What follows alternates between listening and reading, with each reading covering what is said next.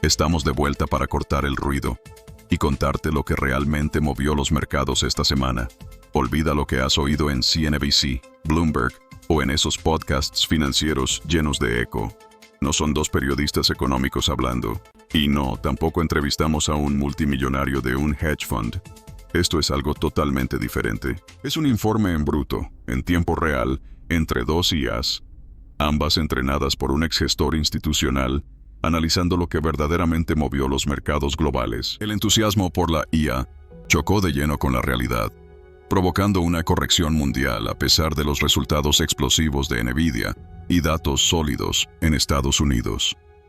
La debilidad del sector tecnológico arrastró al S&P y al Nasdaq, mientras que los sólidos PMI europeos y la caída de la inflación en Reino Unido quedaron opacados por el sentimiento risk-off. En Asia, el enorme paquete fiscal de Japón debilitó al yen y avivó temores de deuda, mientras que la crisis inmobiliaria china se profundizó, castigando acciones y condiciones crediticias. La conclusión: el sentimiento se quebró, la volatilidad repuntó y los mercados entraron en una fase más escéptica y centrada en valoraciones. Antes de lanzarte al próximo breakout o trade macro, pausa. Escuchemos lo que los datos susurran, no lo que gritan los titulares. Dale like, comparte y suscríbete si quieres ideas reales, no opiniones recicladas. Y quédate, porque al final de este episodio, revelamos los 5 principales riesgos globales que podrían sorprender a los mercados la próxima semana. No te lo querrás perder. Esta semana, la gran fiesta de la inteligencia artificial se ha acabado. Así, de golpe. El champán derramado, la música ha parado y la pregunta que está ahora mismo en todas las mesas de inversión es, bueno, ¿es esta solo el final de la fiesta o es que el edificio entero se nos viene abajo? Porque lo más increíble, lo que de verdad a mí me rompe los esquemas, es que hemos tenido a Nvidia, Sí, la estrella del rock del mercado, presentando unos resultados que son literalmente para embarcar. y ni con esas. Ni así se ha salvado la semana. Así que vamos a hacer un viaje a fondo por los mercados globales, de Estados Unidos a China, para entender qué está pasando, veremos qué nos espera la próxima semana, que viene con truco, y terminaremos con los 5 grandes riesgos que ahora mismo pues quitan el sueño a los inversores. A ver, para mí, lo fascinante de esta semana no son las caídas, ¿eh? Es la psicología que hay detrás.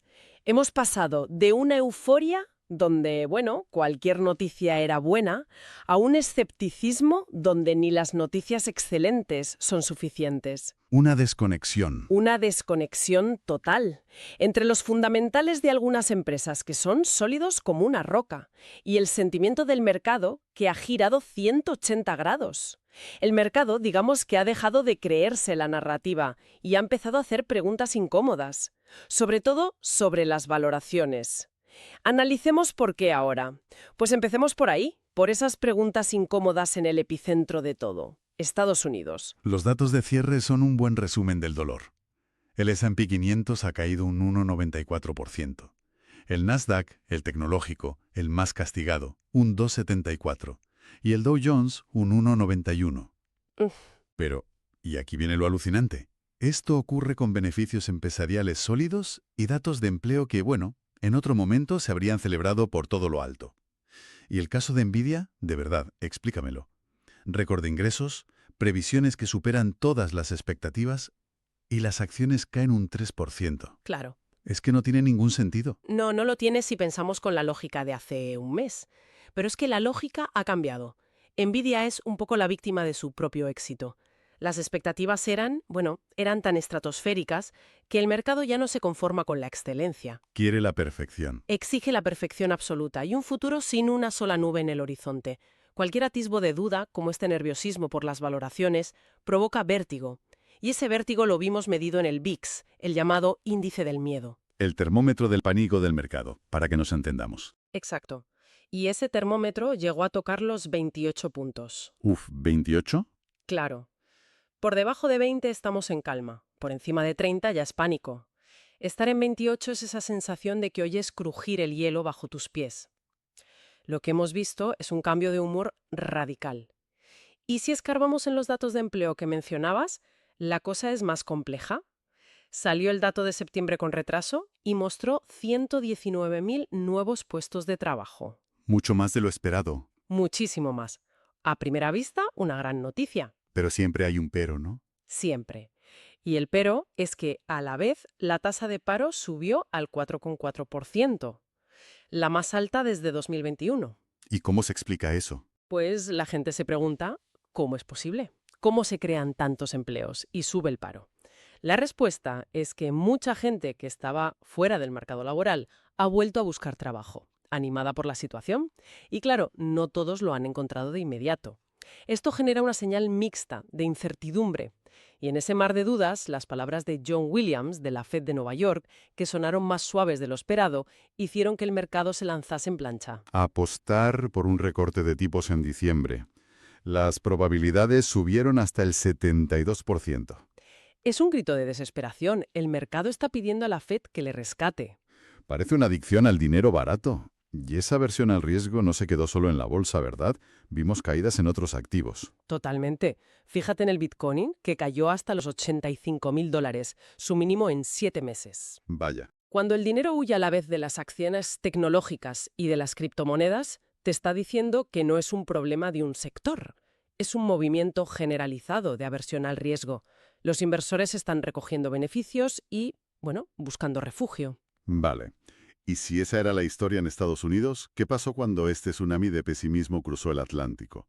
¿Encontraron en Europa una forma de esquivar la bala o fue más de lo mismo? Fue la misma historia, pero con un guión aún más retorcido. Las caídas fueron muy parecidas. El Stoxx 600 europeo, un -2,21. Sí, MIA Real daba señales de vida, pues, bastante decentes. Ahí quería llegar. Tenemos el PMI compuesto de la eurozona en 52,4. Expliquemos esto. El PMI es una encuesta a los directores de compras que nos dice si la economía crece o no. Exacto. Cualquier cifra por encima de 50 es expansión. Así que 52,4 son buenas noticias. Son buenas noticias. Nos dice que la actividad económica en conjunto está creciendo.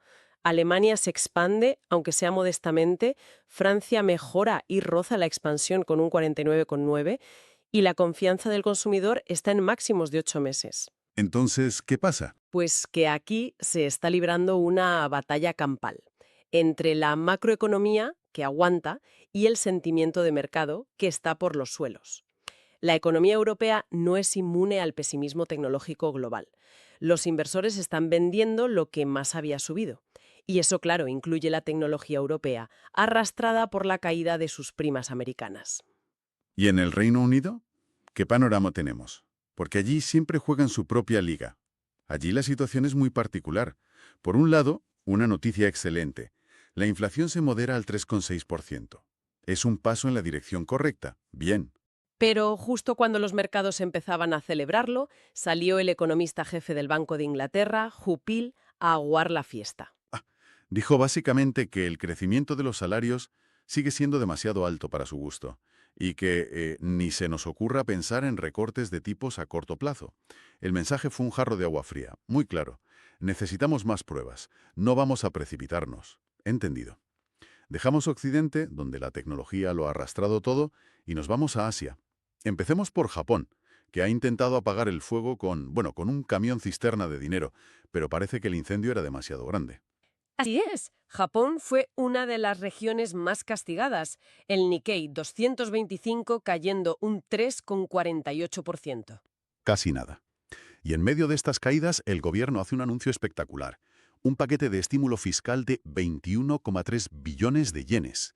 ¿Eso, en dólares, cuánto es? Para ponerlo en perspectiva, son unos 135.000 millones de dólares. Una cantidad gigantesca, destinada a sectores estratégicos como la IA, la construcción naval y también ayudas directas a las familias. Suena a una apuesta de todo o nada. ¿Cuáles son las consecuencias de inyectar tanto dinero de golpe? Pues las consecuencias son inmediatas y muy complejas. La primera, sobre la divisa. El yen se debilitó todavía más, cayendo hasta 156,7 por dólar. Que eso ayuda a sus exportadores. Sí, les ayuda, pero dispara la preocupación sobre cómo va a financiar el país esa montaña de deuda nueva. Y aquí chocamos con el problema eterno de Japón, la inflación. La subyacente sigue en el 3%, por encima del objetivo. Muy por encima del objetivo del 2% del Banco de Japón. Esto deja al Banco Central totalmente atrapado. No puede subir los tipos para frenar la inflación porque eso dispararía el coste de su deuda pública a niveles insostenibles. Es un nudo gordiano. Hay un pequeño dato positivo, que la contracción del PIB del tercer trimestre fue del 1,8, un poco mejor de lo esperado. Pero vamos, es una gota de agua en un océano de desafíos. Un panorama complicadísimo, desde luego. Y terminamos nuestro viaje en la otra gran potencia asiática, China, donde la situación ha sido directamente de tormenta perfecta. Al pesimismo global por la IA se le ha sumado su propia crisis interna. Correcto. China ha sufrido las caídas más profundas de todas. El Hang Seng de Hong Kong se ha desplomado un 5,09%. Madre mía. Y el Shanghai Composite ha perdido un 3,90%. Allí los problemas no son de sentimiento, son estructurales y muy, muy profundos. Se habla mucho en los medios estatales de posibles ayudas al sector inmobiliario. Subsidios, rebajas de impuestos. Exacto. Pero la realidad en la calle es muy dura. El dato de octubre mostró que la caída de precios de la vivienda nueva fue la más rápida en un año. Y esto nos lleva al riesgo sistémico, a los bancos. Exactamente. La agencia de calificación Fitch lanzó una advertencia muy seria esta semana. No es una más. Subrayó que la calidad de los activos de los bancos chinos va a seguir deteriorándose hasta 2026. Hasta 2026. Sí. Esto no es un bache, es una enfermedad crónica. Significa que los bancos tienen cada vez más préstamos problemáticos en sus balances, principalmente del sector inmobiliario. Es un riesgo a fuego lento, que sigue ahí, minando la confianza y actuando como un freno de mano para toda la economía. De acuerdo, el mapa global está claro. Vayamos ahora al futuro inmediato. Pongamos el foco en la próxima semana. Una semana, como decíamos, con truco. Es Acción de Gracias en Estados Unidos. Eso es. El jueves el mercado está cerrado y el viernes solo abre media sesión. Menos gente operando, menos liquidez. Y eso es una receta para la volatilidad. Con menos volumen de negociación, cualquier noticia, buena o mala, puede provocar movimientos mucho más bruscos de lo normal. El mercado se vuelve más delgado y más nervioso. Pues en esa coctelera de nervios, en Estados Unidos tenemos el martes las ventas minoristas y el miércoles un día cargado. El índice de precios de producción, el IPP, la confianza del consumidor y los pedidos de bienes duraderos. Sí, un día importante. Cruzando Europa, el lunes tenemos el clima empresarial IFO en Alemania y el jueves la confianza del consumidor GfK, también alemana. Pero el día clave, el que todos marcarán en rojo, es el viernes, sin duda. El viernes conoceremos los datos preliminares de inflación de las tres grandes economías, Francia, Italia y Alemania. Es la última gran foto de la inflación antes de la reunión de diciembre del Banco Central Europeo. Su importancia es máxima. ¿Y en Asia? ¿Algo? Pues mira, un apunte sobre Asia. Tanto en Japón como en China no hay publicaciones macroeconómicas de peso programadas. Y esto es relevante porque, a falta de datos, el mercado se moverá por rumores, titulares y el sentimiento general. Entonces, con todo esto sobre la mesa, si tuvieras que destilarlo, ¿cuáles son las 3 o 4 cosas clave que tenemos que vigilar sí o sí la próxima semana? A ver, yo me centraría en 4 puntos. 1. El IPP de Estados Unidos el miércoles. Es la inflación desde el punto de vista del productor. Será la prueba de fuego para ver si esas altísimas expectativas de recorte de tipos en diciembre tienen algún fundamento o son un espejismo. Vale, los datos de inflación europeos del viernes. Una sorpresa al alza, sobre todo en Alemania. Podría cambiar por completo el discurso del BCE. Aunque no haya datos, cualquier titular sobre medidas de rescate inmobiliario en China, un anuncio potente podría cambiar el humor de los mercados asiáticos de la noche a la mañana. Entiendo. La evolución del yen. Hay que ver cómo digiere el mercado el estímulo japonés y si la divisa sigue debilitándose. Perfecto. Pues sinteticemos todo esto en el tramo final. ¿Cuáles son los 5 grandes factores de riesgo que podrían definir la próxima semana? Empecemos por el primero, el elefante en la habitación, que el reajuste en la valoración de la IA se acelere. Este es el riesgo número 1, porque estas pocas empresas gigantes como Nvidia tienen un peso descomunal en los índices. No son una más. No son una acción más. Son el pilar que sostiene el mercado. Si su corrección continúa, pueden arrastrar a todo lo demás con ellas. Da igual que el resto de sectores lo estén haciendo bien. Es un riesgo de concentración enorme. Hay que vigilar el sector tecnológico como si fuera un solo valor. Riesgo número 2. Un nuevo bandazo, otro cambio de humor radical en las expectativas sobre los tipos en Estados Unidos. El peligro aquí es la fragilidad de esas expectativas.